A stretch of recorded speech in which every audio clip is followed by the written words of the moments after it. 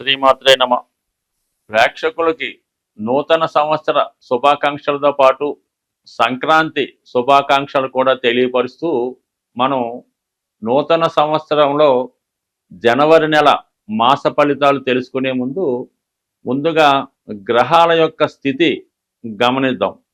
ఈ నెల ప్రారంభంలో వృషభ రాశిలో గురుగ్రహ గమనం వక్ర గమనంలో ఇంచుమించుగా ఈ నెలంతా కూడా వక్ర గమనంలో సంచరించడం జరుగుతుంది. అలాగే కుజుడు వక్ర గమనంలో ఉంటూ జనవరి 20వ తారీఖు వరకు కర్కాటక రాశిలో సంచరిస్తూ 20వ తారీఖు నుంచి వక్ర గమనంలో మిథున రాశిలోకి ప్రవేశించడం జరుగుతూ ఉంటుంది టెక్నికల్గా. అలాగే 6వ స్థానంలో కేతుగ్రహం, అష్టమ స్థానంలో మరి బుధగ్రహం అంటే వృశ్చిక రాశిలో బుధుడు సంచరిస్తూ జనవరి 4వ తారీఖున ధనుసు రాశిలోకి ప్రవేశించడం జరుగుతూ ఉంటుంది. ధనుసు రాశిలో సంచరిస్తున్నటువంటి రవి భగవానుడు జనవరి 14వ తారీఖున మకర రాశిలోకి ప్రవేశించి మకర సంక్రమణం ఏర్పడడం జరుగుతూ ఉంది. కుంభరాశిలో శని భగవానుడు శుక్రుడు కలిసి సంచరించడం జరుగుతుంది. అలాగే మరి మీనరాశిలో రాహు గ్రహం సంచరించడం జరుగుతుంది. ఇది ఈ వార గ్రహస్థితి. ఈ రాశుల యొక్క స్థితి గమనించినప్పుడు చాలా వరకు గ్రహాలు మంచి మిత్రస్థానాల్లోనూ ఉండడం వల్ల గ్రహాలు వారి వారి రాశిని బట్టి అనుకూల ప్రతికూల పరిస్థితులు ఇవ్వడం జరుగుతుంటుంది. అది వ్యక్తిగతంగా ఏ రాశికి ఆ రాశికి తెలుసుకున్నప్పుడు ఏ గ్రహం ఏ ఫలితం ఇస్తుందో అన్నది కొంత డీటెయిల్గా తెలుసుకుందాం. కానీ ప్రస్తుత గ్రహస్థితి ఈ విధంగా ఉండడం జరుగుతుంది. 2025వ సంవత్సరం జనవరి మాసంలో తులారాశి వారి యొక్క మాస ఫలితాలు తెలుసుకుందాం. మరి ఈ రాశి వారికి ఈ నెల ప్రారంభం మాత్రం చాలా అద్భుతమైనటువంటి యోగాలతో ప్రారంభమైంది. ముఖ్యంగా భాగ్యాధిపతి ధనస్థాన సంచారం. ఇది చాలా వరకు జాతకుడికి ఐశ్వర్యాన్ని ఆనందాన్ని కలిగించే అవకాశం ఉంది. గృహంలో ఏదో ఒక పుణ్య కార్యక్రమం, దైవ కార్యక్రమం, ఏదో ఒక గెట్ టుగెదర్ లాంటి ఫంక్షన్స్ జరిగే అవకాశం ఉంది. అలాగే మీ యొక్క మిత్రులు బంధువులు మీ యొక్క ఆతిథ్యాన్ని స్వీకరించి చాలా ఆనందించే విధంగా ప్రారంభమవుతుంది. మీకు ఈ నెల ప్రారంభంలో 4వ తారీఖు వరకు కూడా చాలా బిజీగా సందడిగా ఉంటారు. ఎక్కువగా బంధుమిత్రుల యొక్క ఆనందం కొరకు ధనాన్ని వెచ్చిస్తూ ఉంటారు. అలాగే ఏదో ఒక ఎంటర్టైన్మెంట్ కార్యక్రమం కానీ పుణ్య కార్యక్రమం కానీ జరుగుతూ ఉంటుంది. 4వ తారీఖు తర్వాత బుధుడు 3వ స్థానంలోకి వెళ్ళి లాభాధిపతి రవితో కలిసి ఉండడం ఒక విజయ యోగాన్ని, నిపుణ యోగాన్ని, బుధాదిత్య యోగాన్ని ఇవ్వడం జరుగుతూ ఉంటుంది. ఈ కారణం వల్ల ఏంటంటే జాతకుడు తన యొక్క కమ్యూనికేషన్ స్కిల్స్ బాగా పెంచుకుంటాడు. కొత్త వారితో పరిచయం ఏర్పడుతుంది. మరి ప్రభుత్వ ఉన్నత అధికారులు కానీ రాజకీయ నాయకులు కానీ మీకు సహకరిస్తూ ఉంటారు. ఎక్కడికి వెళ్ళినా కూడా మంచి విజయ అవకాశాలు లభిస్తూ ఉంటాయి.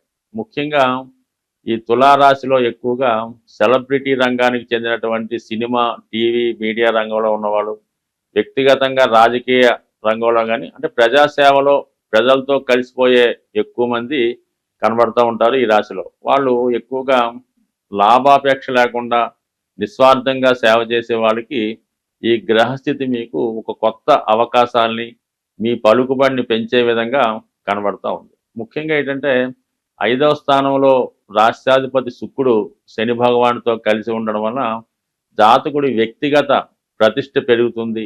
వాళ్ళలో ఉన్నటువంటి టాలెంట్కి తగిన గుర్తింపు రావడం జరుగుతూ ఉంటుంది. ఎవరైతే ఈ మీడియా, టీవీ, సినిమా రంగంలో ఉన్నవాళ్ళో వాళ్ళకి కొత్త అవకాశాలతో పాటు విదేశ అవకాశాలు లాంటివి రావడం, మీ యొక్క టాలెంట్ని పైవారు గుర్తించడం వల్ల మంచి ఫోకస్ మీ మీద ఏర్పడడం జరుగుతుంది. అలాగే మీకు మంచి సహకారం కూడా మీ యాజమాన్యం నుంచి లభించే అవకాశం ఉంది. ఇది ముఖ్యంగా స్త్రీలకి ఇంకా ఎక్కువ గొప్ప అవకాశాలు రావడం జరుగుతుంటుంది. వాళ్ళకి ఏదైనా కొత్త అవకాశాలు రావడం కానీ, అలాగే వీళ్ళు ఏదైనా ఒక ఇంటర్వ్యూకో సెలక్షన్కో వెళ్ళినప్పుడు ఖచ్చితంగా సెలక్షన్ అయ్యి మంచి నేమ్ తెచ్చుకునే విధంగా ఈ గ్రహస్థితి కనబడుతూ ఉంది. మొత్తం మీద ఏంటంటే ధనస్థానంలో ప్రారంభంలో బుధగ్రహ సంచారం ఆర్థిక విషయాల్లో అభివృద్ధిని, తృతీయ స్థానంలో రవి బుధుల సంచారం మీ యొక్క నైపుణ్యానికి ఎక్కువ అభివృద్ధి రావడం, గుర్తింపు రావడం జరుగుతుంది. ఐదో స్థానం అన్నది ఏంటంటే మీ యొక్క టాలెంట్ని పెంచే విధంగా ఉంది. అలాగే మీరు మీ యొక్క వృత్తిలో నెంబర్ వన్గా ఎదిగే అవకాశం ఈ గ్రహస్థితి కనబడుతూ ఉంటుంది. ఇక దానికి అనుగుణంగా ఆరో స్థానంలో రాహుగ్రహం చాలా వరకు శత్రువులపై విజయం లభిస్తూ ఉంటుంది. మీరు సినిమా రంగంలో కానీ, కంప్యూటర్ రంగంలో కానీ, ఆర్థిక రంగంలో ఉన్నప్పుడు అనూహ్యంగా మీరు ఇతరులపై ఆధిపత్యం సాధిస్తూ ఉంటారు. కొత్తగా మీకు ఒక పదవి లాంటిది రావడం జరుగుతుంది. అంటే గతంలో మీకు శత్రువులుగా ఉన్నవాళ్ళు కూడా మీ యొక్క ఆధిపత్యాన్ని అంగీకరించి, మీ యొక్క అధికారాన్ని వాళ్ళు స్వీకరించి మిమ్మల్ని గుర్తించే విధంగా ఈ గ్రహస్థితి ఏర్పడడం జరుగుతుంది. అయితే కొంతవరకు విచ్చలవిడిగా అనవసరంగా ఎక్కువ ధనం వ్యయం జరుగుతుంటుంది. వాళ్ళని వీళ్ళని నమ్మడం వల్ల అనవసరమైన వ్యక్తులకి అనవసర ఖర్చులు ఎక్కువగా జరిగే అవకాశం ఉంది. కాబట్టి ఖచ్చితంగా మాత్రం ధనం ఖర్చు పెట్టే ముందు కానీ, ఎవరికన్నా ఇచ్చే ముందు కానీ అది ఎంతవరకు కరెక్టో అన్నది ఆలోచించి ఖర్చు పెడితే మంచిది తప్ప వృధాగా ధనం ఖర్చు పెట్టడం వల్ల చాలా వరకు తర్వాత దాని ఇబ్బందులు ఎదుర్కోవలసి ఉంటుంది.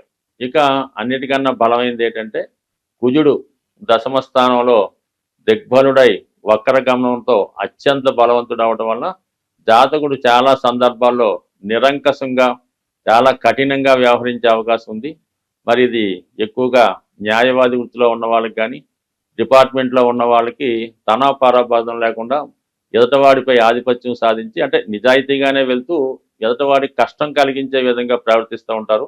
అంటే కొంతవరకు అది నిజాయితీగా ఉన్నప్పటికి కూడా అతి స్ట్రిక్ట్గా ఉండడం వల్ల కొత్త శత్రువులు ఏర్పడే అవకాశం ఉంటుంది. కాబట్టి సాధ్యమైనంత వరకు వృత్తిలో అభివృద్ధికరంగా ఉన్నప్పటికీ, నిజాయితీగా ఉన్నప్పుడు కూడా కొంతవరకు ఎదుటివాడి యొక్క మనసుని వాడు ఎంతవరకు మరి నష్టం కలిగించాడో, కష్టం కలిగించాడో ఆలోచించి శిక్షిస్తే మంచిది తప్ప అనవసరంగా ఆధిపత్యం వహించడం వల్ల ఇతరుల ఇబ్బంది కలగడం ద్వారా మీరు ఇబ్బంది కలగవచ్చు. అంటే దాని తర్వాత మీరు కొంత పశ్చాత్తాపంతో తొందరపడడమే అనిపిస్తూ ఉంటుంది తప్ప, సో ఏదైనా ఎవరిని కఠినంగా మాట్లాడడం కానీ, శిక్షించడం కానీ, ఇబ్బంది పెట్టడం కానీ చేయకుండా ఉంటే మరి నేచురల్గా మీకున్నటువంటి హ్యుమానిటీ మంచి పేరు అలాగే ఉండే అవకాశం ఉంటుంది.